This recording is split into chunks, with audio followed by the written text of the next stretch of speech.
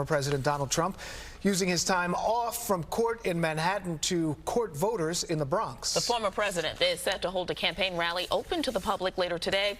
Let's get right to Lissette Nunez. She is live in Crotona Park in the Bronx with more on what we can expect from today's event. And Lissette, we're hearing there could be a protest.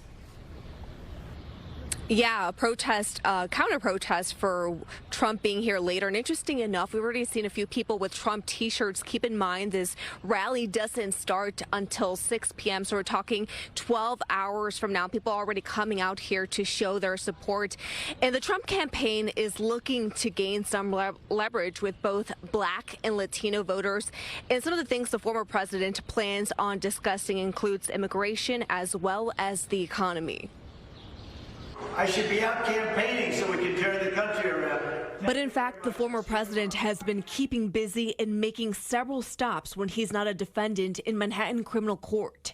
His latest campaign stop will take place today in an unlikely place at Crotona Park in the Bronx, one of the most Democratic counties in the nation.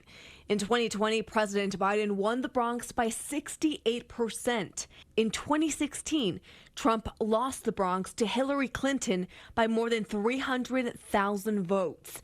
Congressman Richie Torres says the only place in the Bronx where Trump has any business being is Bronx criminal court. In a recent Daily News op-ed, Representative Torres wrote, quote, "Nowhere has his failure been more deeply felt than in the Bronx, where COVID-19 left a death toll of more than 7,000, adding that instead of holding a rally, Trump owes the Bronx an apology. However, the Trump campaign believes it can gain support from Black and Latino voters. Just last month, Trump made a campaign stop in Harlem. He used a bodega as a backdrop to slam Manhattan District Attorney Alvin Bragg for what he calls soft on crimes that matter.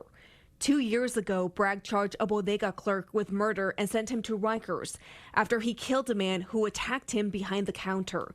The Trump campaign seizing on that national headline to highlight public safety.